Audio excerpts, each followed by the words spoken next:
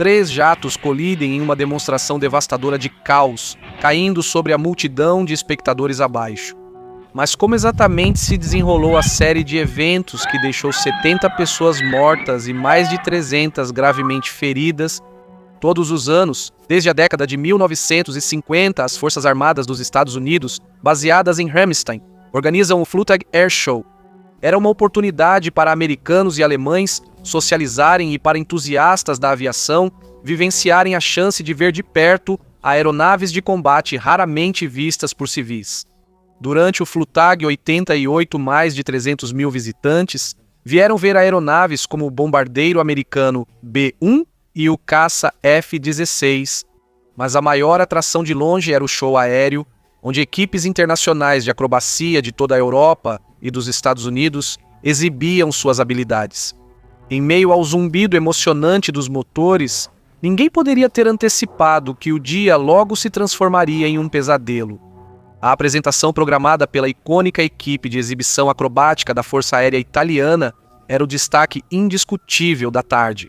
Vestidos com seus macacões de voo distintos, os pilotos da Frex Tricolore compartilharam as instruções finais e fizeram os preparativos para suas manobras aéreas. A missão deles era executar perfeitamente a formação do coração atravessado, uma exibição impressionante que exigia um tempo e uma sincronização impecáveis. A exibição aérea altamente habilidosa se desenrola enquanto 10 aeronaves designadas Pônei 1 a 10 decolam e sobem antes de se separarem em uma manobra sincronizada. 5 aviões viram à esquerda, enquanto 4 giram à direita, deixando fumaça atrás. Eles acabam formando um coração quando os 2 grupos se cruzam a apenas 30 metros do chão, paralelos à multidão. O experiente piloto solo do Pony 10 Ivo Nutarelli enfrentou a tarefa mais desafiadora da formação. Sua missão era atravessar a formação de coração, voando entre grupos que se cruzavam perpendicularmente, empolgando a multidão abaixo enquanto o elegante Airmash MB-300 e 39A rugia no céu, deixando para trás trilhas de fumaça vermelha, branca e verde, uma homenagem à bandeira italiana. A expectativa dos espectadores atingiu o auge. Apesar de já ter realizado essa manobra mais de 70 vezes desta vez, a tentativa de Nutarelli deu terrivelmente errado. Enquanto seu avião subia, ele foi mais alto do que o esperado e rapidamente mergulhou para baixo. Ao perceber o perigo, Nutarelli acionou rapidamente o aerofreio na barriga da aeronave para reduzir a descida. Enquanto isso, abaixo dele, os 5 aviões à direita da formação em coração pareciam quase colidir, com os 4 jatos vindo pela esquerda, avançando em direção aos outros a 560 km por hora, o desastre parecia iminente. No entanto, seguindo sua rotina meticulosamente ensaiada, as 2 formações passaram habilidosamente uma pela outra a apenas 40 metros do chão, para o deleite da multidão que rugia abaixo. Mas as tentativas, desesperadas de Nutarelli, de desacelerar seu avião em mergulho se mostraram inúteis. Apesar de todos os seus esforços, ele voou rápido demais e baixo demais, cruzando tragicamente alguns segundos antes do tempo. Em um estrondo ensurdecedor, o avião de Nutarelli atingiu a cabine do Pony 2 pilotado por Giorgio Alessio. A colisão então lançou o jato de Nutarelli contra o Pony, um pilotado por Mario Naldini, que liderava o grupo da esquerda. A força do impacto destruiu a seção traseira do avião de Naldini, enquanto a aeronave de Nutarelli sofreu um dano catastrófico na parte frontal. Pony 1 e 2 caíram na pista norte, matando ambos os pilotos. Em chamas e girando fora de controle, o avião solo de Nutarelli continuou sua trajetória em direção ao público, com a ponta da asa esquerda atingindo um campo gramado a apenas 50 metros da primeira fileira de espectadores.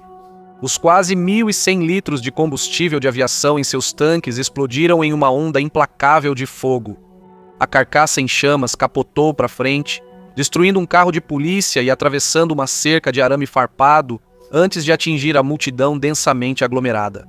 A área do acidente, bem ao lado da pista de pouso, era considerada o melhor lugar para assistir ao evento. Os espectadores ficaram envolvidos por uma nuvem de combustível em chamas e destroços incandescentes do avião e da cerca. Toda a sequência de eventos, desde a colisão inicial até o choque contra os espectadores, aconteceu em apenas 7 segundos. Sem tempo para escapar, 31 pessoas morreram instantaneamente. Mas, enquanto a tragédia se desenrolava, ela foi marcada por uma série de erros colossais na resposta de emergência. No início, ambulâncias alemãs foram barradas pela segurança ao tentar acessar o aeroporto. Nos 45 minutos seguintes, 2 dezenas de veículos de emergência e 8 helicópteros de resgate estavam no local, socorrendo centenas de feridos graves. Os regulamentos das Forças Armadas dos Estados Unidos determinavam que os feridos deveriam ser transportados para um hospital o mais rápido possível, um protocolo conhecido como carregar e ir. Essa abordagem contrastava com a prática local de avaliar os feridos no local e administrar o tratamento de emergência inicial antes do transporte. Às 16h35, um paramédico alemão relatou via rádio: Estamos constantemente procurando por vítimas de queimaduras que estão sendo levadas pelos americanos e transportadas sem receber nenhum tratamento. Pessoas com roupas queimadas e pele queimada e flácida se contorciam de dor e choque na traseira de caminhonetes que nem sequer usavam a estrada de saída de emergência. Por volta das 17 horas, os últimos dos feridos em estado crítico foram colocados em helicópteros americanos. Parecia não haver ninguém no comando da operação de resgate caótica. Mesmo após perguntar a diversas equipes de resgate, paramédicos e policiais, ninguém soube informar quem comandava a ocorrência. Também perguntei pelo médico de emergência responsável. Não havia nenhum. Já tinham se passado mais de 2 horas desde o acidente. Os médicos alemães que chegaram ao hospital militar de Landstuhl descreveram a situação como crítica.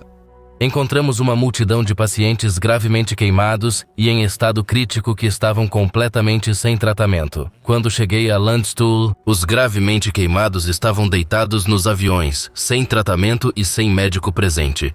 Mais problemas surgiram quando foi descoberto que as agulhas de injeção dos Estados Unidos e da Alemanha não eram compatíveis entre si. Isso atrasou infusões e transfusões de sangue vitais. As linhas telefônicas fixas da região ficaram sobrecarregadas com chamadas de emergência até colapsarem, e operadores de rádio amador tiveram que intervir para transmitir mensagens vitais. A colisão acabaria tirando a vida de 67 espectadores e 3 pilotos, com vários deles sendo atingidos por destroços voadores e sofrendo queimaduras graves. Mais de 500 pessoas precisaram de atendimento hospitalar após o incidente. Após o desastre, a comunidade internacional de aviação ficou lidando com várias questões. A investigação considerou Nutarelli responsável pelo acidente, mas não conseguiu determinar por que ele cometeu o grave erro. Foi devido ao estresse? Será que ele foi distraído pelo ensaio do dia anterior, já que chegou ao ponto de interseção cerca de 3 a 5 segundos atrasado? Também foram levantadas questões sobre as medidas de segurança, regulamentações e supervisão em torno de eventos desse tipo. Após o desastre, a Alemanha proibiu shows aéreos públicos por 3 anos e só os retomou com segurança mais rigorosa.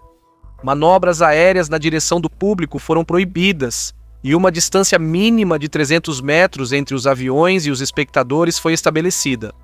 Essas medidas se tornaram prática padrão para shows aéreos em todo o mundo, a fim de evitar incidentes semelhantes.